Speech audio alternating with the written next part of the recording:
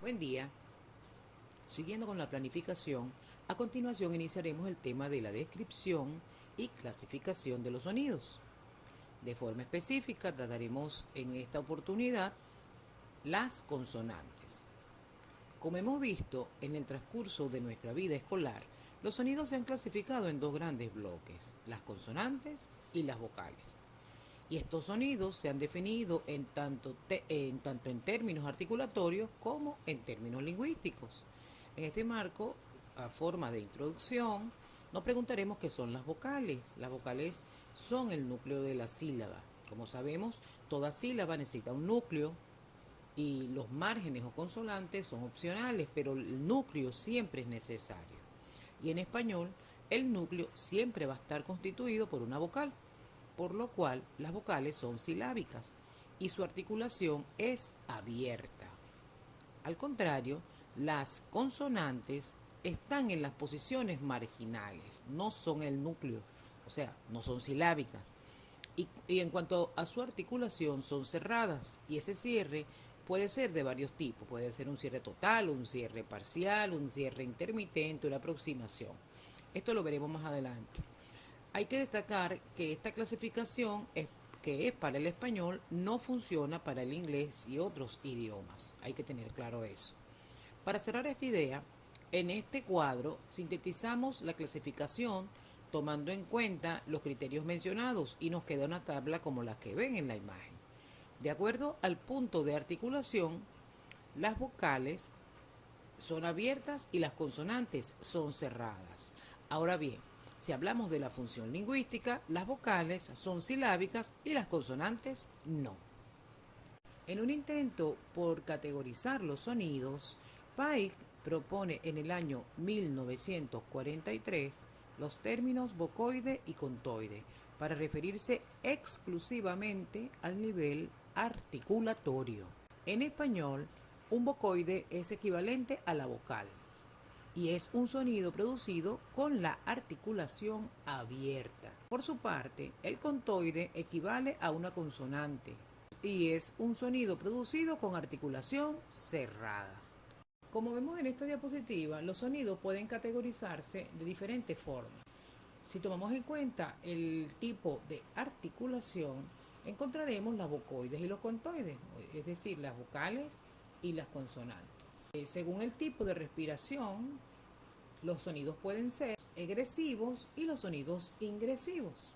Si hablamos de los egresivos, son aquellos sonidos en los que el aire fluye desde los pulmones hacia el exterior del cuerpo. Cuando estamos articulando, por ejemplo, cuando pronunciamos la P, la T, la K, la F.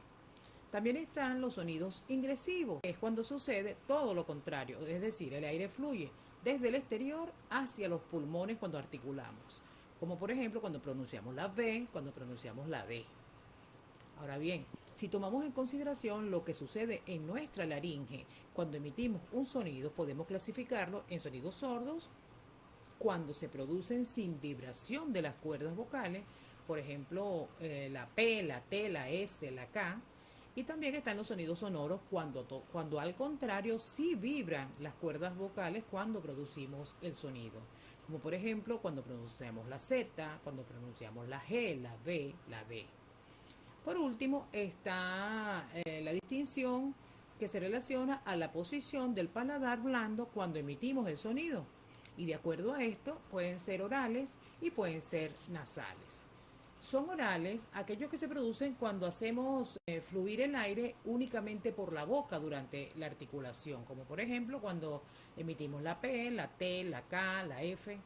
Y son nasales cuando además de por la boca también el aire fluye por la nariz, por ejemplo con la M, con la N, con la ñ. Es importante recordar que en esta última clasificación la distinción entre sonidos orales y nasales se relaciona con la acción del velo del paladar, que puede bloquear o no el flujo de aire a través de la nariz y varía en función de la lengua y el dialecto utilizado. Entraremos ahora en la descripción y clasificación de las consonantes en el idioma que utilizamos nosotros, que es el español. De acuerdo al punto de articulación, es decir, a los elementos que articulan dentro de la boca, o que se articulan o se unen Para producir el sonido tenemos los sonidos bilabiales, cuando se unen los dos labios. También tenemos los labios dentales cuando están incorporados el labio inferior y los dientes superiores. Si hablamos de los sonidos dentales, hacen contacto o articulan la punta de la lengua y los dientes superiores. Por su parte, los sonidos interdentales son aquellos donde se articulan la punta de la lengua entre los dientes superiores e inferiores. El alveolar o los sonidos alveolares se une la punta o lámina de la lengua y los alveolos. En el palatal hacen contacto el dorso de la lengua y el paladar duro, y por último en los sonidos velares se articula entre la raíz de la lengua y el paladar blando. Ahora revisaremos la clasificación y descripción de las consonantes, pero de acuerdo al modo de articulación, el cierre de la entrada o el paso del aire. En primer lugar están las oclusivas, cuando se cierra totalmente el paso del aire. Luego las fricativas, cuando el cierre es parcial, tanto que genera fricción entre los articuladores cuando lo realizamos. En tercer lugar están las africadas, que está en una combinación entre la fase oclusiva seguida de la parte de la fase fricativa. Las nasales, cuando cerramos totalmente el paso del aire por la boca, por lo cual este tiene que salir por la nariz. Está también lo que llamamos las aproximantes, donde se hace una aproximación entre los articuladores, pero es más abierto que en la fricativa, lo cual hace que no se produzca esa fricción. Ya vamos a ver más detenidamente esos tipos de consonantes. En las laterales se cierra parcialmente el paso del aire, y que hace que por los lados de la lengua es que va a salir el aire. ¿Okay? Están las percusivas, que es lo que se da un golpe rapidísimo de aire, como por ejemplo cuando decimos pero. Y están también las vibrantes, por otro lado, donde sucede un cierre o un golpe parecido al de la percusiva, pero en este caso se hace intermitente. En vez de pero, estaríamos ejemplificando como por ejemplo cuando decimos perro. Una vez vista esta breve introducción acerca de la descripción y clasificación de las consonantes en español, a continuación tenemos este cuadro donde se resume el inventario fonémico del español estándar. En las columnas tenemos el punto de articulación y en la fila podemos visualizar el modo de articulación. Entonces tenemos que la P y la B son oclusivas bilabiales. Ojo, cada vez que en una celda haya dos fonemas, el de la izquierda representa el sordo y el de la derecha representa el sonoro, es decir, estos sonidos se pronuncian exactamente igual, solo que el de la izquierda, mejor dicho, no vibran las cuerdas vocales y en el de la derecha sí, esa es la diferencia. Entonces quedaría así de nuevo. La oclusiva bilabial sorda es la P y la oclusiva bilabial sonora es la B. Siguiendo encontramos la oclusiva dental sorda, que es la T, y la sonora, que es la D. Luego tenemos las oclusivas velares sordas, que serían la K, y la sonora, que sería la G. Para acordarme de esta primera parte, uso un truquito que vi por allí en internet, que dice así, pues, las sordas son petaca y las sonoras son bodega. Eso les puede servir. Luego tenemos la fricativa labiodental sorda, que es la F. Además, sigue la fricativa interdental sorda, que es la Z, seguida de la fricativa alveolar sorda, que es la S.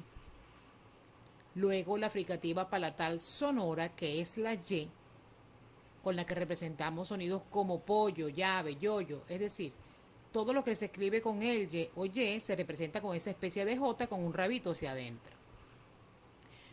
Pueden pausar el video y pueden ir poco a poco siguiendo el orden que les estoy describiendo, para que no vayan a quedar con dudas. Continuamos. Seguimos con la fricativa velar sorda, que se representa con una X, pero esa X representa el sonido J. ¿Ok? Cuando vean la X, no es X, sino J. Después está la fricada palatal sorda, que es la Ch. Y como habíamos dicho que las africadas constan de dos fases, una oclusiva y otra fricativa, el símbolo de las africadas siempre va a tener un símbolo que represente la oclusión y el otro símbolo que va a representar la fricción. Es por eso que la che se representa con una T y una especie de S alargada, tal como la pueden ver en el cuadro.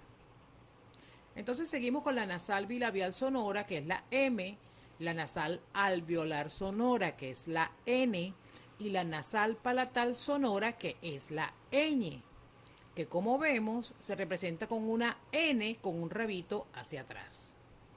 Luego tenemos los aproximantes laterales, que básicamente es solo la aproximante alveolar sonora, que es la L, y la palatal, que es la LY, que se representa como una Y invertida, como ya lo había dicho antes. Ese sonido se escucha como el. Entonces se representa con esa Y invertida cursiva. Luego está la percusiva alveolar, que es la R simple de pero, y vemos que se representa con una especie de R, pero más simplificada, como que le faltará un palito a la izquierda. Mientras que la vibrante alveolar, la doble R, se representa con una R normal. Para finalizar este primer audiovisual, les dejo esta matriz, donde podrán visualizar las consonantes clasificadas de acuerdo al punto y modo de articulación y la sonoridad. Y adicionalmente les estaré enviando por el grupo de WhatsApp una guía de estudio de esta primera parte del tema. En el próximo audiovisual trataremos el tema de la descripción y clasificación de las vocales en español y un abrebocas acerca de la transcripción fonética. Saludos a todos.